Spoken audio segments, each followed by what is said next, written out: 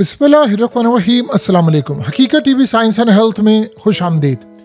आप इमेजिन करें कि दुनिया सारी ये समझ रही है ईरान और इसराइल की जंग बंद हो गई है, उधर स्नेरियो बड़ा डिफरेंट हो गया है। अमेरिका ने अपने तमाम सिटीजन्स को जो ईरान में मौजूद हैं इमीडिएटली उनको कहा है फौरी तौर पर ईरान छोड़ दें और आप लोग फटाफट जितनी जल्दी हो सकता है, क्योंकि अब एयर स्पेस रीओपन होना शुरू हुई है पार्शली और उसके बाद पूरी ओपन हो रही है, तो उन्होंने कहा जितनी जल्दी हो सकता है ईरान छोड़ दें। अब आप ये सोचें कि इस वक्त तो जंग बंद हो गई है और सबसे बढ़कर बात यह है कि कौन से लोग हैं जो मौजूद है अमेरिकन सिटीजन। देखिए, वो ईरानी जिनके पास डुअल नेशनैलिटी है, जिनके पास दो पासपोर्ट है, अमेरिकन भी है और ईरानी पासपोर्ट भी है, मोस्टली ये वो उन लोगों को कहा है कि आप लोग इमीडिएटली यहाँ से निकल जाएं और उनको साथ ये कहा है कि आप लोगों ने जो जाना है तो आप लोग लैंड से ट्रैवल करें, यानी लैंड का इस्तेमाल करें। किस तरह? उन्होंने कहा अमेरिकन सिटीजन जो ईरान छोड़ना चाहते हैं वो लोग पहले लैंड से अज़रबैजान जाएं या आर्मीनिया जाएं या तुर्की और उसके बाद तुर्कमानिस्तान। ये तमाम जगह हैं जहाँ पर आप जा सकते हैं और वहाँ से आगे निकले। अब आप हैरान होंगे कि ये कैसी अजीबोगरीब बात है कि इन लोगों ने अपने शहरियों को कहा है कि आपने अगर जाना है तो जहाज़ों से नहीं आपने जाना, आप लोगों ने लैंड से जाना है, यानी आप अज़रबैजान, आर्मीनिया, तुर्की या तुर्कमानिस्तान चले जाएं। ज़मीनी जो रास्ता है जो ईरान के साथ लगता है, उसके बाद आप लोग आगे मूव करें और आगे मूव करने के बाद आप लोग वहाँ से कोई कमर्शियल फ़्लाइट पकड़ें और आप सीधा अमेरिका चले जाएं या किसी और जगह से होते हुए आएँ। लेकिन आपने किसी सूरत कोई भी फ्लाइट नहीं पकड़नी। आप अंदाज़ा करें कि इससे क्या मुराद है। इसका मतलब है कि कोई मिसाइल अटैक होने वाला है, इसका मतलब है कि कोई बताए बगैर अटैक होने वाला है, जिससे ख़तरा ये है कि कमर्शियल एयरलाइंस जो जा रही हैं उनको हिट किया जा सकता है या वो तबाह हो जाएंगे। वरना आप बताइए, आप चलें ये बात तो समझ आती है कि आप लोग कह दें कि भाई अमरीकी शहरी फौरी तौर पर ईरान छोड़ दे, ये बात तो समझ आती है। लेकिन ये कहना कि अमरीकी शहरी ईरान छोड़ दें और वो फ़िज़ाई रास्ता ना इस्तेमाल करें, वो ज़मीनी रास्ता इस्तेमाल करें, यहाँ से आप अंदाज़ा कर लें कि कितने ख़तरनाक प्लान पीछे बने हुए हैं और इस वक्त कितनी बड़ी इल्यूजन क्रिएट की गई है। सबको बताया गया है कि जी हम ये काम करने जा रहे हैं, हम फलाना काम करने जा रहे हैं, मुकम्मल तौर पर हम लोग तबाही का शिकार करने जा रहे हैं। असल में अब जो रिपोर्ट सामने आई है उसमें बताया गया है कि अमेरिका ने बंकर बस्टर बम इस्तेमाल नहीं किए। ईरान की जो इस्फहान साइट है जहां पर 60% के करीब उनके पास यूरेनियम पड़ा हुआ था। अब असल मसला ये है कि अमेरिका ने जब शहरियों को कहा है तो एक बात तो बड़ी क्लियर हो गई है कि कुछ होने वाला है और बड़ा ख़तरनाक होने वाला है जिसका आप और हम अंदाज़ा नहीं लगा सकते। और गालिबन इस वक्त आयतुल्लाह के इर्द गिर्द जितने भी लोग हैं वो सारे मारे जा चुके हैं और लग ऐसा रहा है कि शायद उनको हिट करने की तैयारी हो रही है। वरना अमेरिका, अगर तो ईरान की जंग बंद हो गई है और अगर तो इजराइल की जंग बंद हो गई है और इजराइल ने दोबारा अटैक नहीं करना, तो आप अपने शहरियों को क्यों कह रहे हैं कि आप लोग ईरान छोड़ दें? ये तो चले तब बात की जाती है कि जंग होने से पहले पहले आप तमाम लोगों को कहते हैं। जैसे मिसाल के तौर पर गज़ा में जो तबाही हुई थी वहाँ पे उन्होंने कहा, उसके बाद बाकी जगहों पर कहा, लिबनान की जंग में कहा और ईरान और इजराइल की जो जंग थी उसमें चाइनीज़ ने कहा कि ईरान को यानी हमारे शहरियों को निकाले और उसके बाद बहुत सारे चाइनीज़ छोड़ गए, उसके बाद दीगर ममालिक के लोग छोड़ गए। लेकिन अब तो जंग बंद हो चुकी है, अब क्या तसव्वुर है और अब क्या तुक बनता है इस बात का कि नहीं आप लोग यहाँ से निकल जाएं। इससे साफ जाहिर है कि कहीं ना कहीं एक अटैक होने वाला है और अटैक बड़ा ख़तरनाक होने वाला है और ख़तरा ये है कि शायद बताए बगैर हो, क्योंकि एयर स्पेस बंद नहीं है और इतना ख़तरनाक अटैक हो जिसे किसी एयरलाइन को हिट किया जाए और उसमें ये लोग मारे जाएं। ये असल सूरत हाल है जो अब सामने आ रही है, जिसमें अमेरिका अपने शहरियों को बचाना चाहता है। अब जो ईरानी अमेरिकी पासपोर्ट रखते हैं उनके बारे में आप ये बात अच्छी तरह समझ लें। ईरान ने कहा है कि ठीक है, आप लोगों ने अमेरिकी पासपोर्ट रखा हुआ है, आप रखें, लेकिन हम लोग इसको इस तरह तस्लीम नहीं करेंगे। हम लोग इसको ऐसे तस्लीम कतन लाखों के हिसाब से ईरानी है जिनके पास अमेरिकी पासपोर्ट है। उन्होंने कहा हम इसको ऐसे तस्लीम नहीं करेंगे कि जैसे आप लोग समझ रहे हैं। अब वो ऐसे तस्लीम ना करने वाला सिलसिला क्या है? उसका मतलब ये है कि जो ईरानी अमेरिकी पासपोर्ट रखते हैं उनको इस तरह ट्रीट नहीं किया जाएगा ईरान के अंदर कि वो अमरीकी हैं, उनको बड़ी प्रिविलेज होगी। उनको मिलिट्री के अंदर ट्रेनिंग से लेकर उनके ऊपर जो ईरान का लॉ लगता है वो तमाम की तमाम चीज़ें वैसे अप्लाई होती हैं।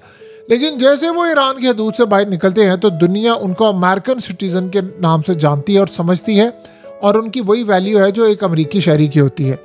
लेकिन इस सूरत हाल में इजराइल की तैयारी भरपूर है। अब आपको सारी कड़ियाँ जब आप मिलाएंगे तो आपको एक बात समझ आएगी कि लड़ाई तो बड़ी कोई ख़तरनाक होने वाली है, जिसकी तैयारी भरपूर हो चुकी है। और यही वो वजह है कि हम सब इस वक्त जिस चीज़ को इग्नोर कर रहे हैं वो चीज़ कहीं ना कहीं तैयार हो रही है। अब आपको समझ आइए अलेक्जेंडर दुगिन ने क्या बात की थी। उसने कहा था धोखा है डोनाल्ड ट्रंप का कि कोई जंग बंदी हुई है, ये आपको नज़र आ जाएगा। कोई जंग बंदी नहीं हुई, ये लड़ाई होगी, बड़ी तबाहकुन होगी, और ये बहुत ख़तरनाक मरहला इस वक्त होने के लिए जा रहा है। देखिए ईरान के अंदर जो रिसेंटली जर्नैल मारे गए हैं उनकी यानी जो जनाजा था इन लोगों ने वो पढ़ाया। लेकिन इस सूरत हाल के अंदर सबसे बड़ा मसला इस वक्त ये पैदा हुआ है कि इस वक्त ईरान ने एक बड़ी अजीब बात की है जो बड़ी हैरान कर देने वाली है और जिसका तस्वुर भी लगाना बड़ा मुश्किल है। उन्होंने कहा है कि ईरान में ड्रोन एंटर हुए थे हमसाया मुल्क की जानिब से, और वो जो हमसाया मुल्क की जानिब से ड्रोन एंटर हुए थे उसने असल में सारे का सारा काम किया। अब वो कह रहे हैं कि असल में इजराइल ने स्मगल किए थे माइक्रो, छोटे से यानी माइक्रो एक व्हीकल इसको कहते हैं, मैव। उन्होंने कहा कि ये ईरान के अंदर सप्लाई किए गए हैं उसकी एक हमसाया मुल्क की जानिब से, जिसके बाद सारी की सारी इंफॉर्मेशन सामने उनको मिली और पता चला कैसे ड्रोन्स अंदर आ रहे हैं। छोटे लेवल पर उन्होंने जासूसी की, तमाम की तमाम चीज़ें। आपको पता है रिसेंटली जो चाइना ने ड्रोन्स बनाए हैं वो मच्छर नुमा ड्रोन्स हैं, यानी बिल्कुल छोटे से हैं, 1 इंच से भी छोटे हैं, और ये पता नहीं चलता। और उसे आप वीडियो भी देख सकते हैं, ऑडियो भी देख सकते हैं, वो तमाम के तमाम काम, फिर उसके बाद आप जाकर हिट कर सकते हैं। अब ये बनाए हैं इसराइल ने यानी ये नहीं पता। लेकिन इस वक्त एक बात तो बड़ी क्लियरली समझ आ गई है कि अब जो रिपोर्ट सामने आ रही है ईरान के अंदर से, उन्होंने बड़ा क्लियरली कहा है कि एक हमसाया मुल्क ने हमारे साथ गद्दारी की है।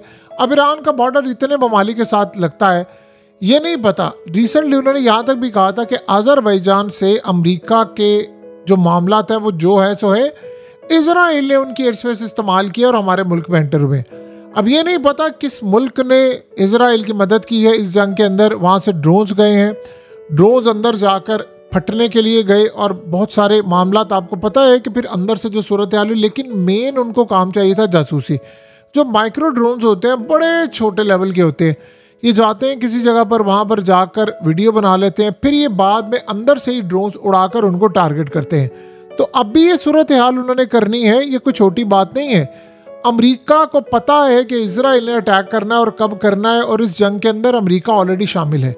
रही बात ईरान की, तो देखिए ईरान तो पहले भी लड़ रहा था, अब भी वो लड़ रहा है, और ये लड़ाई कहाँ तक पहुँचती है ये किसी को नहीं पता। लेकिन आने वाले वक्त में ये चीज़ें बड़ी क्लियर होने के लिए जा रही हैं। लेकिन एक बात तय है कि अब ये लड़ाई मंतकियन जान तक जानी है, क्योंकि अब अमेरिका के अंदर ये बात तय हो गई है कि ईरान का एटमी प्रोग्राम तबाह नहीं हुआ, और इजराइल में भी तय हो गई। और इसराइल अब ये नहीं कहना चाहता खुद से ओपनली, मीडिया के थ्रू वो कह रहा है कि हुआ है। अगर नेतन्याहू ये बयान दे तो जाहिर सी बात है ट्रंप आगे आग बगोला है। आपको पता है कि जो इंटेलिजेंस रिपोर्ट लीक की है मीडिया चैनल्स ने, ट्रंप ने कहा मैं उनको सू करने जा रहा हूँ अगर इन लोगों ने माफ़ी ना मांगी। अब जाहिर सी बात है उनका सोर्स है इंटेलिजेंस एजेंसियाँ अमेरिका की। अब इंटेलिजेंस एजेंसियों की जब रिपोर्ट आती है तो लीक होकर आती है, उसमें नाम किसी का नहीं होता, किसने लीक किया है क्या नहीं। हाँ, डोनाल्ड ट्रंप की गवर्नमेंट ने यह ज़रूर कहा है कि कोई गंदा अंडा अंदर मौजूद था, और या बड़े पैमाने पर जिन्होंने काम किया, जाहिर सी बात है वो इसराइल के हक में थे। तो उन्होंने असल में डोनाल्ड ट्रंप को बताना चाहा है कि तुमने ईरान पर जो मिशन था हमारा वो पूरा नहीं किया। तो ईरान के मामले पर इस वक्त इसराइल बड़ा तपा बैठा है, इसीलिए उसने किसी भी वक्त स्ट्राइक कर देना है। स्ट्राइक के लिए जो सूरत हाल है वो आप सबके सामने है कि मामला कितने ख़राब है। अगले कुछ अरसे के अंदर हम जो चीज़ देखने के लिए जा रहे हैं वो बड़ी हैरानकुन होगी कि इस हमले में इस दफ़ा कौन कौन शामिल होता है। यानी इजराइल नहीं खाली होगा या अमेरिका शामिल नहीं होगा, और बहुत सारे ममालिक इस वक्त तैयारी कर रहे हैं वो ईरान के साथ इस लड़ाई में कूदें। अब वो कौन से ममालिक होंगे, जाहिर सी बात है जिन्होंने ड्रोन्स भेजे हैं इजराइल के, उनका नाम भी इसमें शामिल होगा, चाहे वो खुफिया तौर पर हो या एलानिया तौर पर हो।